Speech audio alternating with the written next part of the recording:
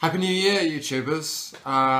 It's JC from The Hidden. Did a bit of testing on the Marshall JCM600 combo, and my gut instinct is that the valves are shaking out of their socket. So went on to Tube Amp Doctor, which is a German website that sells, well, valves amongst most things, but accessories and spare parts for amplifiers, things like that. And picked myself up some ceramic valve sockets, spring retaining clips, and some new filter caps for the Marshall. Came to around 50 something euros, so not desperately expensive, but you know, obviously with the shipping it was a little bit more than that. Hopefully that's the end of the saga.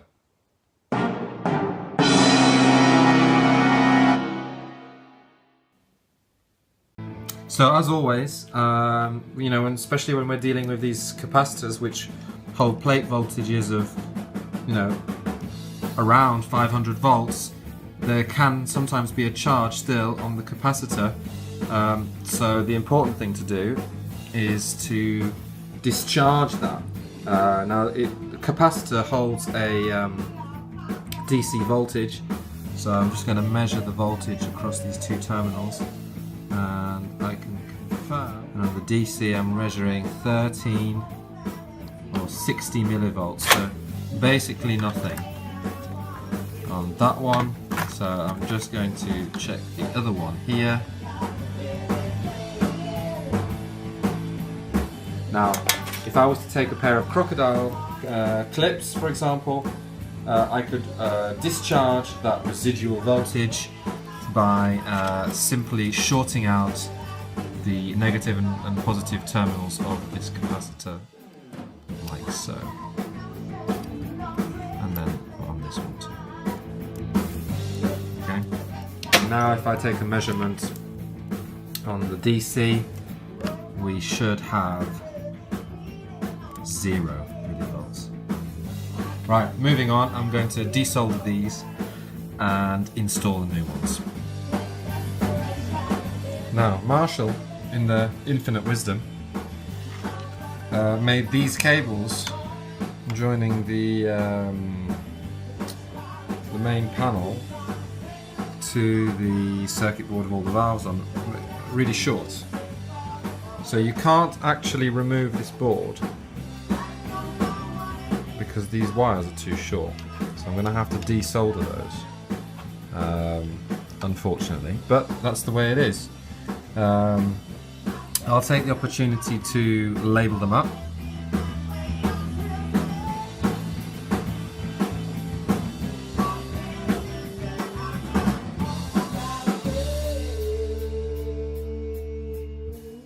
Replace the preamp tube sockets from plastic ones to ceramic ones, and I've kept the output ones as Michaelex, but I've used a branded one, Belton, which fitted perfectly, and I've added these spring retainers here, which, you know, will help it hopefully not vibrate loose and create problems. So let's see what if the hard work was worthwhile, because it certainly was a pain in the neck to fit. So after playing with it, I noticed that one of the EL34s was red plating. If you don't know what that means, look it up. Basically, valves glow red normally inside in the center, which is where the heater filament is.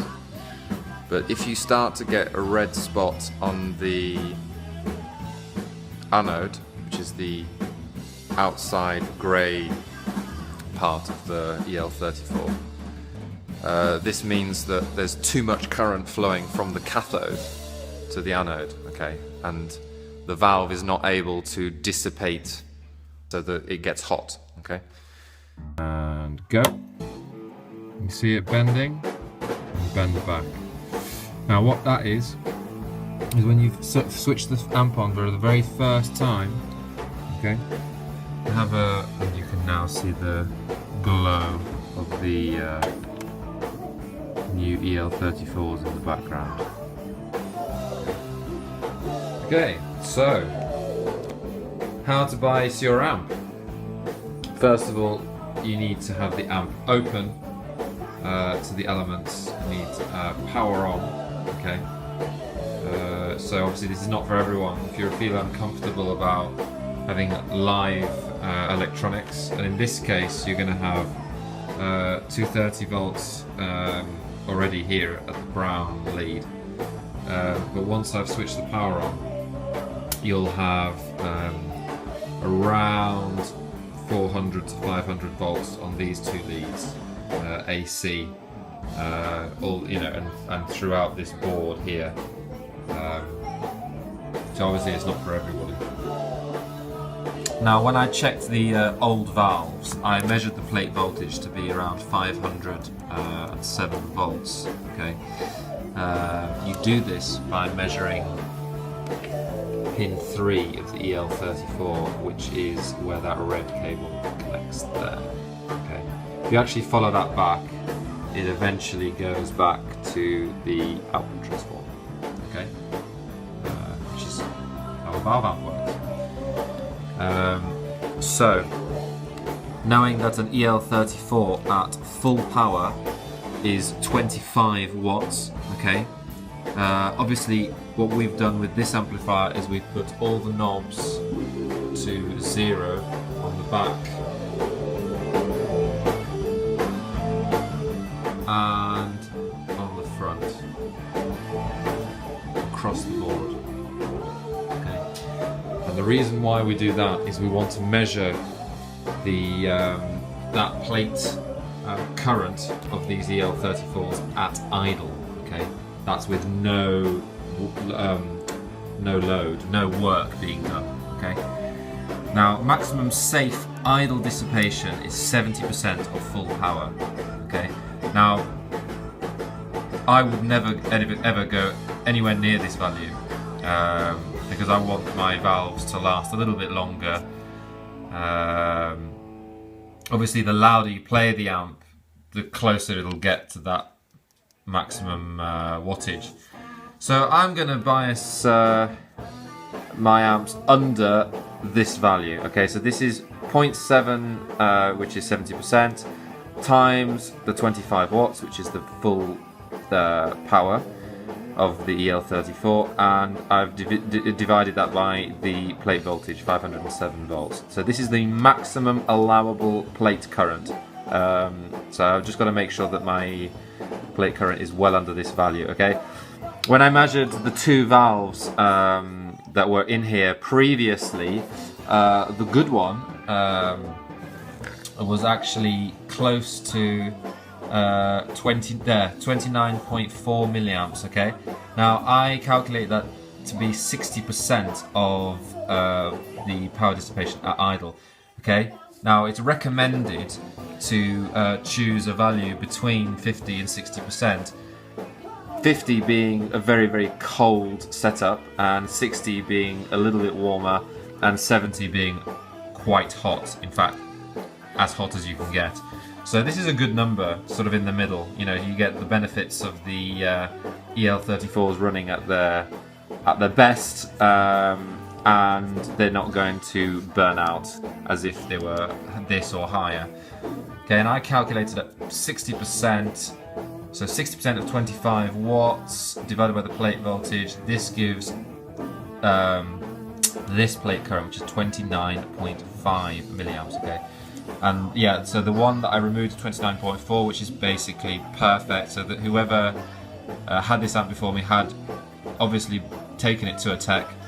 The bad valve was actually measuring 45.5 and rising, okay? I calculated that to be 92.5% at idle. Okay, so as soon as I started to play, the valve would start to red plate. Okay, and that's actually the whole reason why I've had to service this amplifier is to try and find out the root cause of the red plate. I've changed the filter caps as I showed you before, and I was going to change the bridge rectifier and the capacitors for the heater circuit, but I've decided that actually I've taken some measurements and it's good. So I've got about 7 volts for the AC heaters, which is pretty good, maybe a little bit high, but not the end of the world. And the preamp valves, they're 7.4 DC heater current, heater voltage, which is quite high as well. But they should sound pretty good. Okay, so I've got a little test lead plugged in. It's pretty well constructed actually. It cost me about 20 to 30 pounds. See, there's a 1 ohm resistor in there. And the 1 ohm resistor goes between the pin and to the board, which eventually goes to ground. So it's with a 1 ohm resistor, if you use Ohm's law, then V equals IR. So whatever the current is flowing through a 1 ohm resistor, you're going to be able to measure that in millivolts drop over the resistor. So that's what this device is. It basically has 2 leads, so either side of that resistor to a banana plug, and then I can plug that into my multimeter there. So without much further ado, let's get this started. Okay, let's switch the power on. You hear it humming. Go to my multimeter, put it on DC, and we're measuring millivolts. Okay. So obviously now it's measuring 0, but as soon as I turn off standby, like so. Okay, so what I've done is now you've got the high voltage running through to those EL34s. Okay, as you can see, the heaters are working correctly because you're getting that nice orange glow in the center of the valve. Okay, I actually decided to opt for Marshall OEM valves in this particular case because the price was right, amazingly. So I'm having a look down here at the millivolts. So it's around 25 millivolts. It's sort of dropping a little bit. Okay, I need to let this settle. 22.7. It's quite low actually. So I will be ramping it up, but the first and foremost, I'm just going to leave this on warm and come back to it a bit later on to catch up on what this is. So interestingly, I've left it for a good 15-20 minutes and it's bouncing all over the place, but it never seems to go above 28 and it never seems to go below 26.3. So if I aim for the average, which is around 27-ish, to be more like 29, that will be a massive improvement. Looking at the board here, you can see there is a very conveniently placed bias point right. So after you finish working with your amplifier, it's important to discharge the capacitors, because you're about to hold this thing and you don't want to get an electric shock.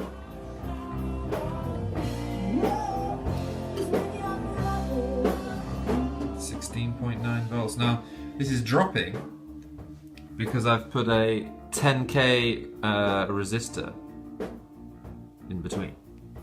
Okay, just to show you that obviously to discharge it you need to put it over, this resistor will be getting slightly hot, but very slowly.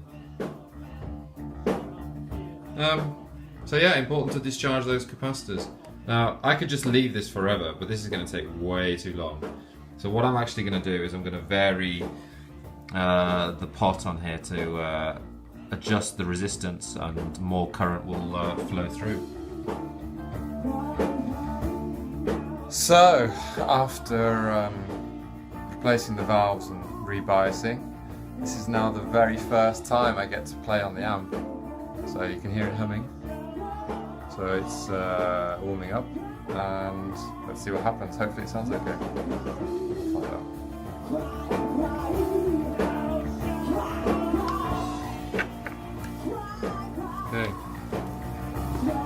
hope some magic happens, eh? All the money I've spent on it thus far.